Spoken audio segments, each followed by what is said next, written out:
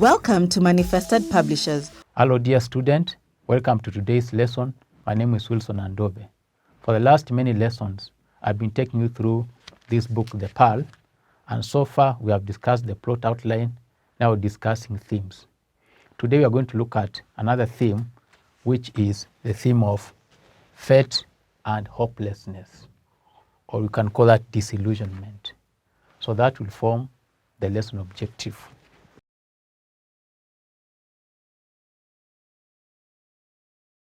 I'll begin by explaining these two terms, fate, hopelessness, and disillusionment. When you talk about your fate, you talk about your destiny, your future. That is your fate. Your future, your destiny, your aspirations. That is your fate. Is your fate predetermined? In this book, can we say that Kino's fate is predetermined? That Kino is meant to live in perpetual poverty? That is fate. What is hopelessness?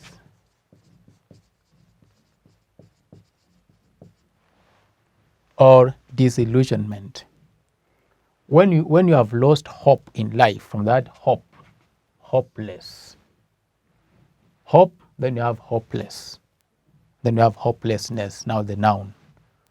So when you have lost hope in life, we say that is hopelessness. So losing hope in life, we call that a state of hopelessness. And what is hope? When you are hopeless, or when you are hopeful, let me look at that hopeful. When you are hopeful, you expect a bright future. You see yourself having a bright future, doing good things in life. That's hopeful. But when you are not hopeful, we say you are hopeless. In other words, you think that your future is not bright enough. You are being hopeless. Now, the word disillusionment.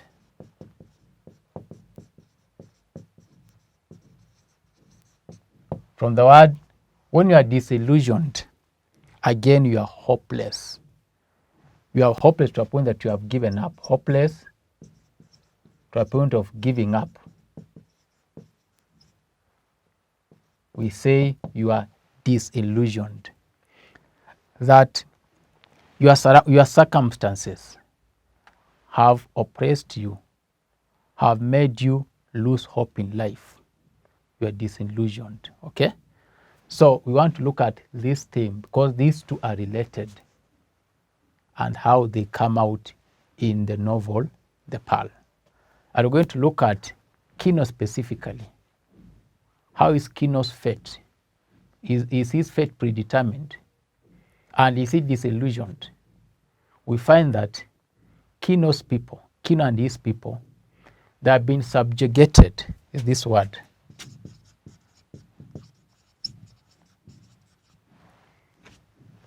Subjugation. It means oppressed and suppressed. Oppressed, suppressed. That for a long time, Kino's tribe, the Indians, have been oppressed, have been mistreated, have been mishandled and suppressed. And we have been told for how many years? For 400 years. Can you imagine? 400 years. You have been oppressed. So these people have kind of lost hope in life.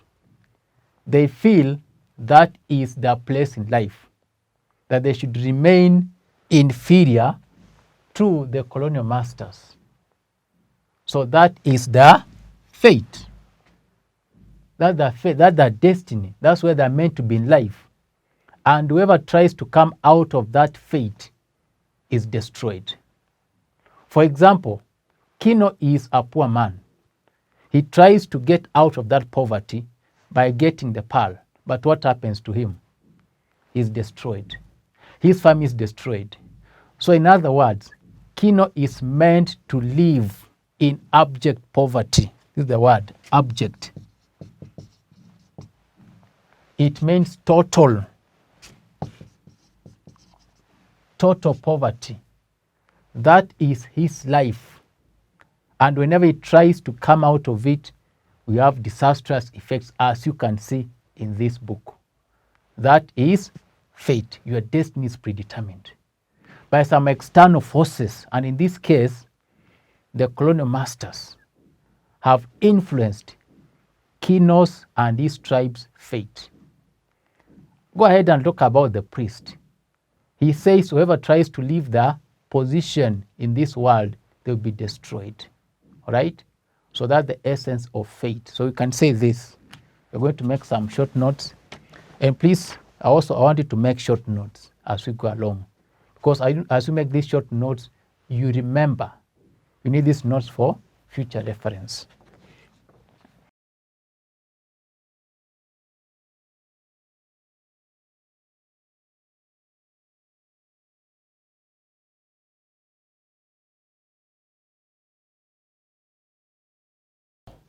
Kino may be predetermined, may be destined to remain poor. Fate seems to be working against him, against his effort of getting out of poverty. How? Now this pearl, the pearl of the world, was to be the solution to Kino's problems. It was meant to make Kino get out of poverty. But this pearl turns out to be the source of his problems. Okay? You can say the pearl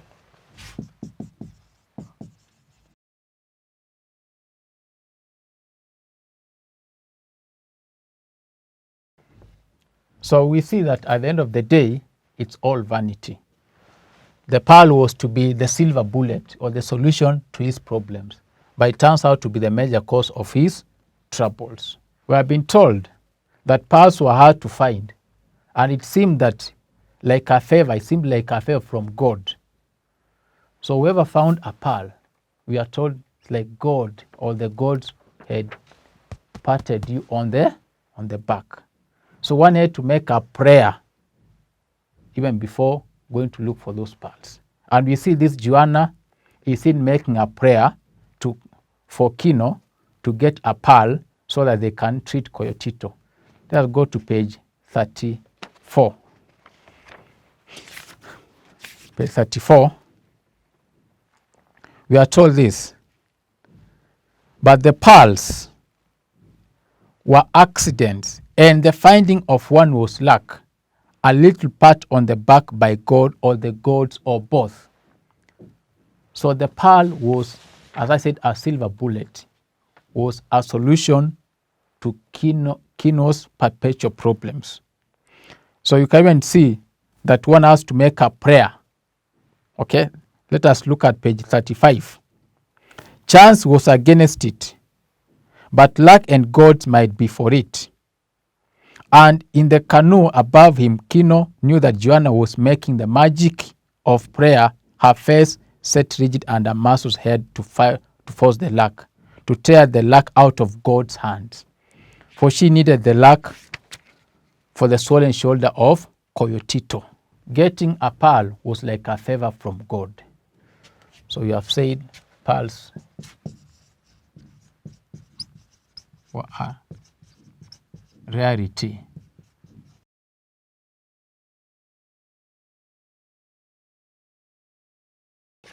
Then we know that these pearls have been of great value, especially to other people. We have been told about Spain, that Spain became a power because of the pearls. In fact, the book says the pearls financed the wars in Spain. The pearls have been used to decorate churches elsewhere, but not in La Paz. Can you imagine that? That your own riches, your own wealth, the pearls, have been used to enrich other places, but not your own home area. The pearls have been used to finance wars in Spain, in Europe. They have been used to decorate churches in Europe. But the source of the pearls, in that case, La Paz, has remained poor. You might want to say, maybe there's a fate, there's a conspiracy, some external conspiracy or fate, that this place, that Kino's people remain poor. All right? And that's what we mean by the word fate.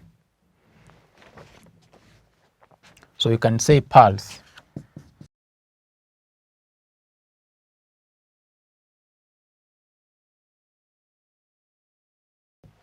So pearls have been used to develop other places.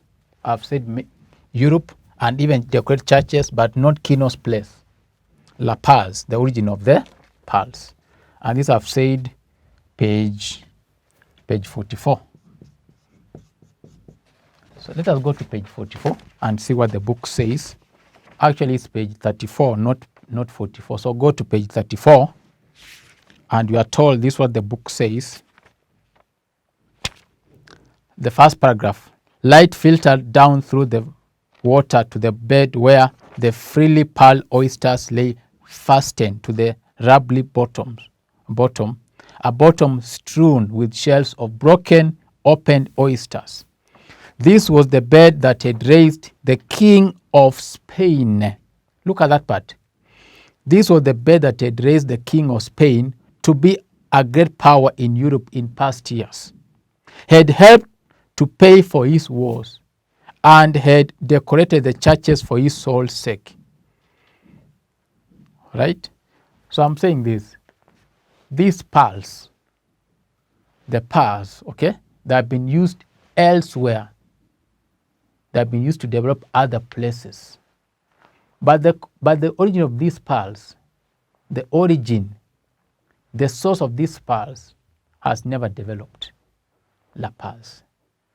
Those people who get these pearls, Kino and his men, have remained poor forever.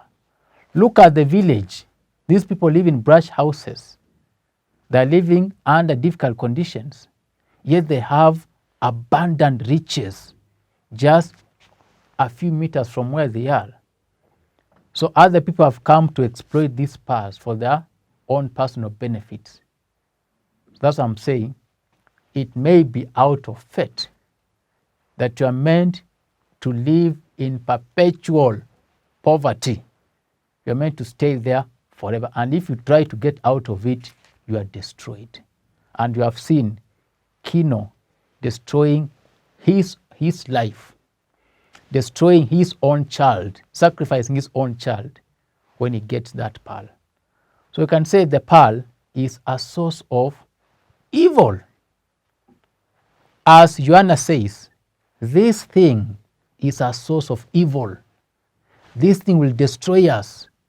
Throw it away. So their fate was they remain poor. We can get more examples, and allow me to write here. These are the side. Let us now consider Kino as a character. When he gets this pearl, his life is turned upside down. Okay? And this is what you are told on page 49. Kino's future was real, but having set it up, other forces were up to destroy it, and he knew it. That the gods do not love men's plans, and the gods do not love success unless it comes by accident. Page 49. This is what I'll read again. A plan once made, a plan is a real thing, and things projected are experienced. A plan once made and visualized becomes a reality along with other realities, never to be destroyed, but easily to be attacked. Thus, Kino's future was real, but having set it up, other forces were up to destroy it. Which are these other forces? What? Fate. Other forces, other external factors that are beyond your control comes into play. And that's what we say, fate. So the book says other forces were set to destroy it. And this he knew, so that he had to prepare to meet the attack. And this Kino knew also that the gods, listen to this, my dear learner, that the gods do not love men's plans. And the gods do not love success unless it comes by an accident. We are saying gods. Gods are supernatural beings that are beyond our human understanding. So if gods don't love your plans, if gods become an impediment, an obstacle in your life, then you'll not succeed. Right? So we are saying the gods do not love success unless it comes by an accident. He knew that the gods take the advantage on a man if he be successful through his own efforts. Right? So there's an external hand in Kino's misfortune. You are being told the gods. Okay?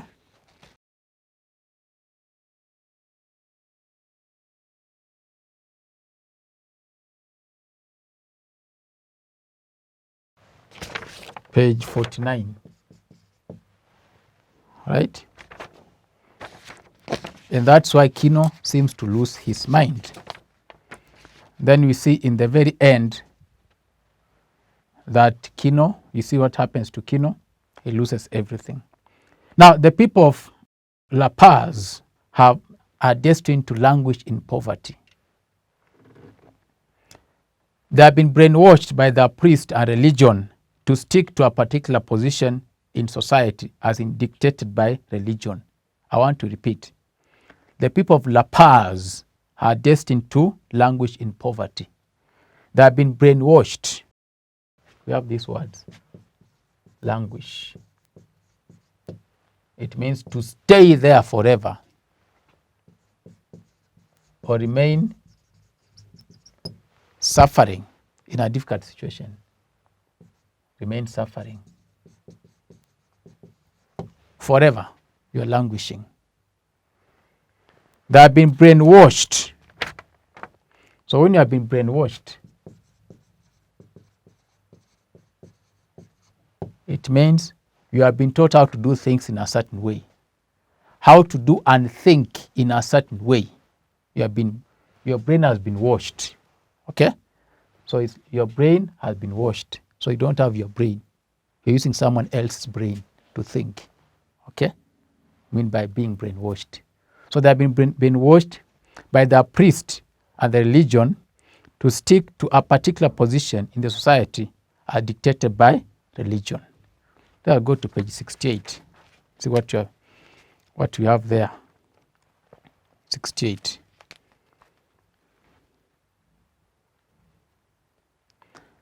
Paragraph 2 says, I know, said Kino, I have heard our father and I tell it. It was a good idea, but it was against religion, and the father made that very clear. The loss of the pearl was a punishment visited on those who tried to leave the station. These are people who have lost their pearls before. What does the father say? The priest. He says this, that the loss of the pearl was a punishment visited on those who tried to leave their station. And the father made it clear that each man and woman is like a soldier sent by God to guard some part of the castle of the universe. And some are the ramparts, and some were deep in the darkness of the walls.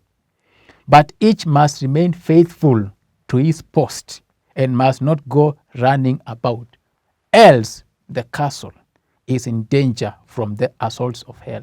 So in other words, Some people must remain wherever they are in life. That's what the priest says. They have been brainwashed. You should not leave your position in life. It's like a castle. You are guarding this castle. You should never leave your position. And if you leave it, you're going to be punished. So what is Kino's position in this life? He is meant to remain poor. Right? So if he tries to move out of that position of poverty, he is destroyed. And we have been given an example of some people tried to sell pearls before, and they lost those pearls. And what did the priest say? It was a punishment from God. Because those people tried to leave their station. So what was their station? Remain poor forever. So that is what? What do you call that, my dear learner? That is fate. Okay? You don't control your life. There's an external force that is trying to control, that's determining your future, and that is fate. So that's on page 68. So we can say this.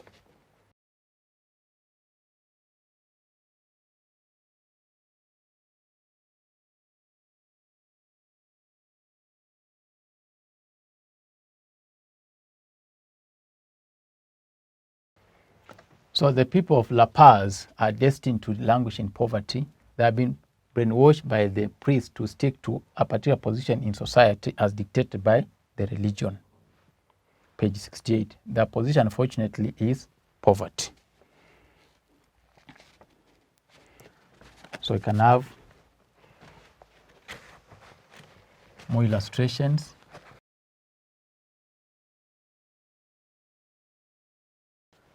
Now, remember that Kino's men have also been exploited by the pearl buyers. And it seems that's how life is. They have resigned to fate, that's their life. Because there's a moment they try to go out of that life. The people of La Paz, who wanted to avoid exploitation by the pearl buyers, tried to have their own men to sell for them the pearls. And what happened? They lost those pearls. You can imagine. Here is a person who exploits you. You get someone else whom you think will not exploit you or will give you a better offer. Now this second person disappears with your pearls plus the money, plus the proceeds. So what does that mean? That you better go to a first person. The devil that you know is better than the angel that you don't know. So the people have resigned to fate, that they will be exploited by the pearl buyers because their own men who should have helped them out of this poverty exploited them, why they disappeared with their pearls. So they have to remain in that state. As I said, the pearl buyers are the devils they know.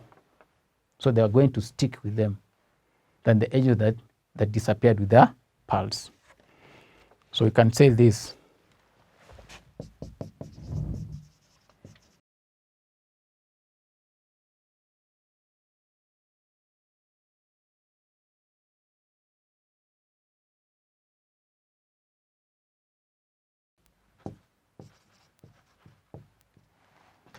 The people of La Paz who tried to avoid exploitation by the pearl buyers ended up losing their pearls when the other men they'd sold their pearls to disappeared with the money and the pearls. So in other words, they have to remain poor. They have no choice but to sell their pearls to the pearl buyers. And if you want to go and sell somewhere else, you have to go to a capital which is far away. So they have no choice. They have no choice but to sell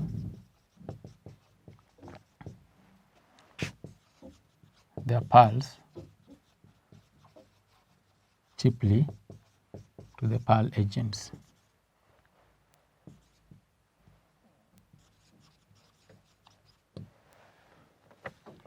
And if you can't sell these pearls cheaply, you go to the capital, which is 1,000 miles away.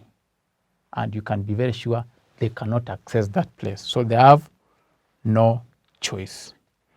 So my dear student, you can see that there seems to be a conspiracy, some external force that has impacted on these people, that they remain poor forever. Now let us look at disillusionment or hopelessness. Disillusionment is seen when Kino's attempts to sell this pearl are fruitless. And you know, this pearl, according to Juana, is an evil. So Juana does not believe that this pearl has anything good for them. She's disillusioned. She's hopeless. Okay? That's why she tells Kino to discard this pearl, sell it off, throw it away. Why she tells him to throw it away, not to sell it. Throw it away, crush it, because this is the source of evil. Crush it. It means Juana is disillusioned, hopeless, discouraged that this pearl will not bring anything good to the family.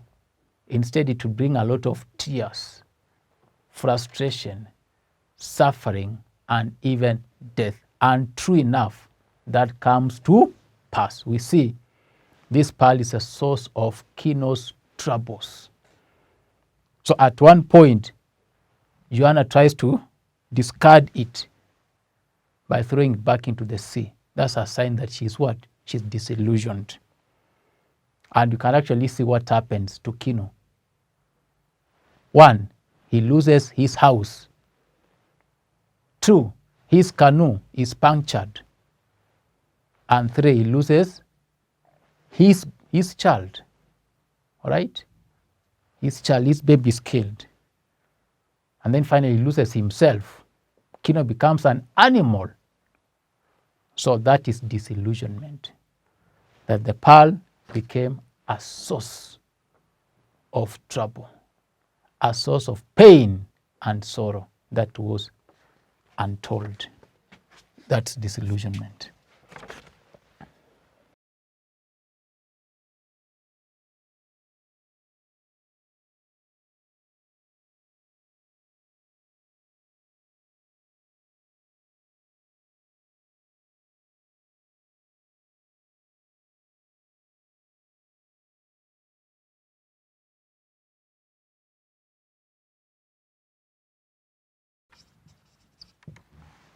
Disillusionment is seen when Juana tells Kino to discard the pearl because it would be the source of that trouble. This explains why she attempts to throw it back into the sea, right? And at the end of the novel anyway, Kino throws it back into the sea himself, okay? So at the end of the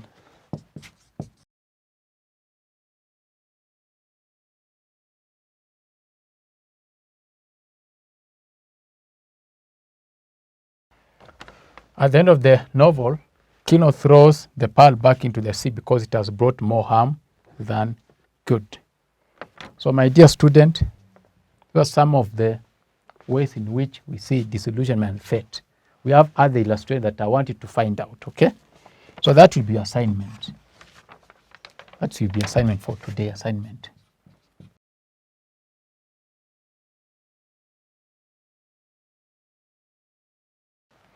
So give other ways in which the theme of fate and hopelessness is developed in the novel.